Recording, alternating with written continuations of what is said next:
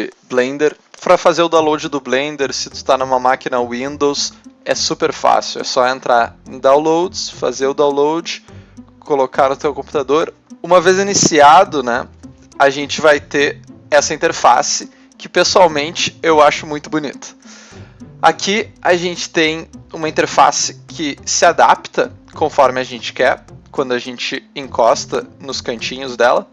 E é sempre bom lembrar que caso algum problema ocorra e certas coisas somam, geralmente tem uma setinha no cantinho para a gente tirar, para a gente trazer elas de volta. Muitas coisas também funcionam por atalhos no Blender. E é por isso que eu vou ensinar o primeiro comando para vocês. Vocês ainda não têm essa imagem e não vão poder fazer isso. Mas uma imagem que eu gosto muito de utilizar para o Blender, para ensinar essa plataforma, é essa imagem aqui, que tem quase todos os atalhos que tu pode pensar, o que são minimamente importantes para utilizar essa plataforma. A gente vai passar por alguns deles, principalmente os de modelagem e o de transformação dos objetos. Então, deixando um pouco de lado a quantidade de informações que o Blender disponibiliza para a gente, o que é muito bom, a gente vai focar nessa janela principal, que é a janela que a gente entra vendo, que é a chamada Viewport. É o mundo onde nossos objetos vão ficar. Toda vez que a gente inicia uma nova cena, podemos iniciar com aqui no File e criar uma nova cena. Vocês podem ver que tem outras opções aqui, mas a gente geralmente utiliza o General. A gente entra com uma luz, uma câmera e um cubo. Esse cubo aí, se vocês forem ver tutoriais futuramente, ele é bem icônico. O pessoal está sempre mandando deletar o cubo. Esse tutorial não. Esse tutorial a gente vai manter o cubo. A gente vai deletar os outros objetos. Então, para selecionar, lembrando que as coisas que eu clico vão estar no canto inferior direito aqui. Para selecionar, basta clicar em um objeto e clicar com Shift em outro objeto. Também dá para fazer um tipo de seleção quadrado, assim, segurando o mouse. Mas a gente vai selecionar esses dois objetos e vamos deletá-los com X. Uma vez deletado, a gente ficou só com o cubo. E dá para fazer muita coisa com o cubo. O movimento do Blender, ele é bem simples, eu diria. O botão no meio do mouse faz ir e voltar. Segurando o Shift e segurando o botão no meio do mouse, a gente se movimenta assim. Segurando o botão do meio do mouse, a gente se movimenta rotacionando ao redor de um centro. Mas se a gente se perdeu, não sabemos onde estamos, podemos fazer assim, e queremos voltar para onde a gente estava, a gente sempre pode clicar em um objeto. No caso, esses objetos que estão aqui são os mesmos objetos que estão ali na nossa cena, e clicar com o ponto em cima do Enter e embaixo do mais, e retornar ao objeto que a gente tem selecionado.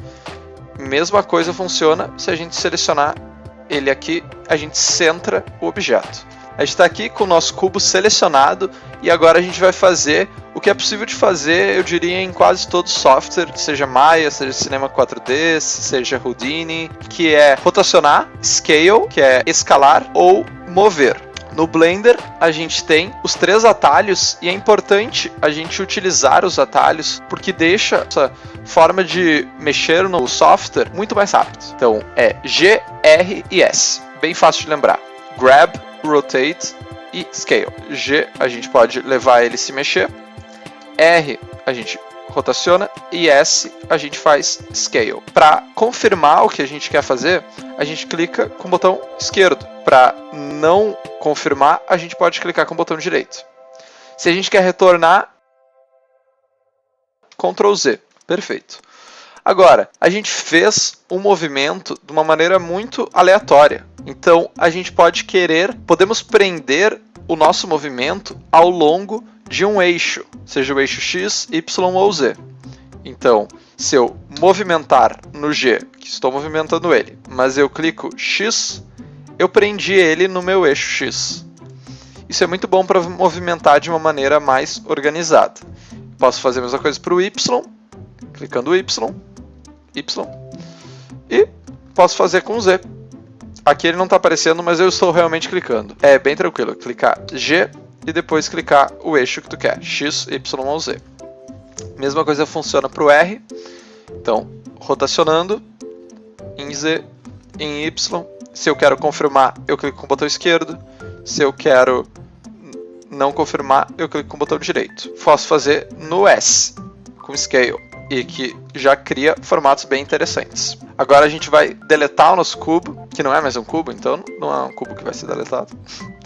Deletamos e vou ensinar vocês a adicionar novos objetos. O Blender é cheio de objetos base, que são os objetos que a gente cria outros objetos a partir dele. Shift A é o comando que a gente usa.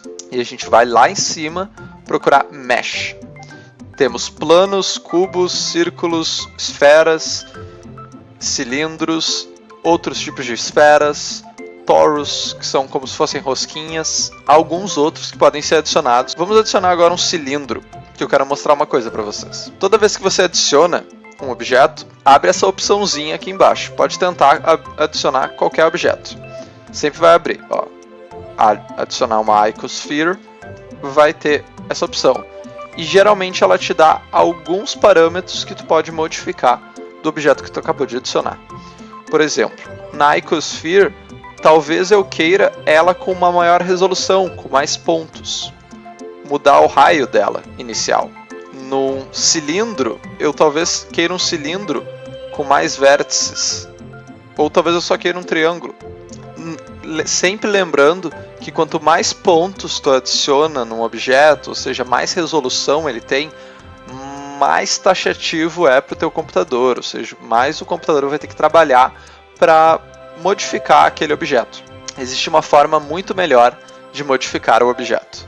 Aqui a gente está falando só num nível, digamos, por cima do objeto, sem ir a fundo nele.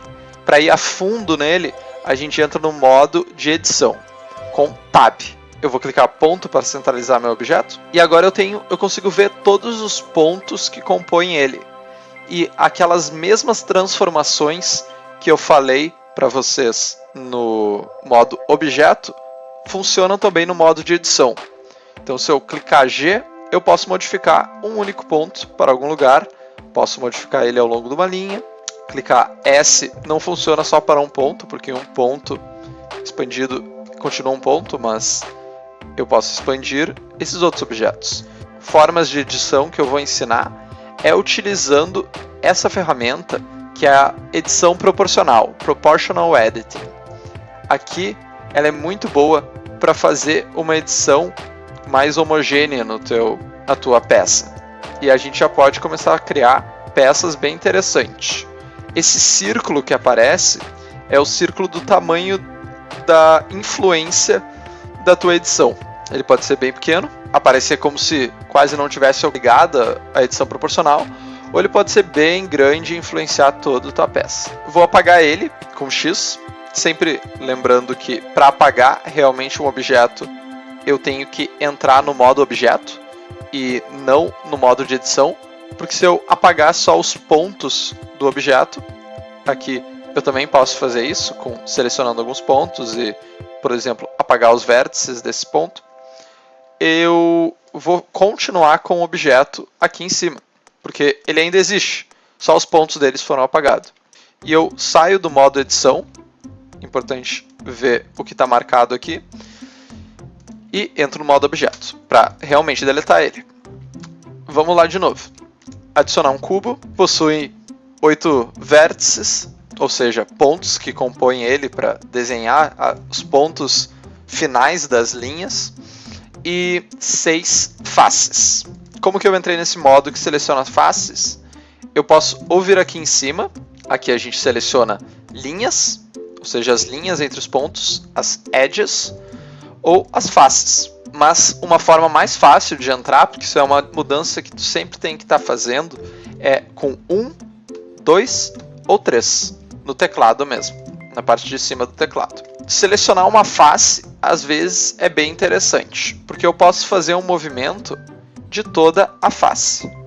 Lembrando que eu estou com a edição proporcional ligada. Eu posso fazer a edição de toda a face ao mesmo tempo. E eu posso facilitar, às vezes, a minha seleção. Vamos dizer que eu quero os vértices que compõem essa face e essa face. Eu seleciono na face e depois seleciono no 1 para voltar a ver os vértices. Uma coisa importante de saber é a deletar no modo edição. Para isso, é a mesma coisa que no modo objeto, só que a gente não vai estar deletando um objeto inteiro, a gente está deletando partes do objeto.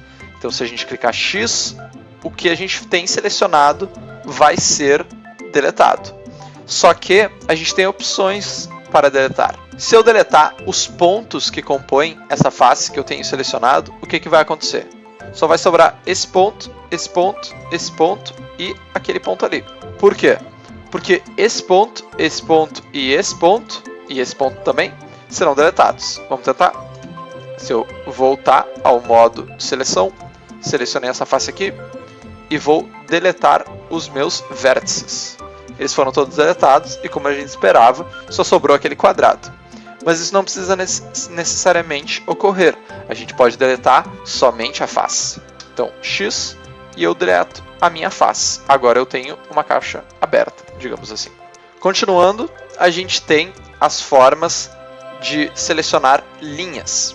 E como que a gente seleciona mais de uma linha, por exemplo, ou mais de uma face? A gente segura Shift e vai selecionando. As formas mais simples de edição é adicionando mais pontos. Uma forma bem comum de fazer isso é fazendo uma subdivisão. Selecione essa face e clico com o botão direito. A primeira opção que vai ter é subdividir, subdivide.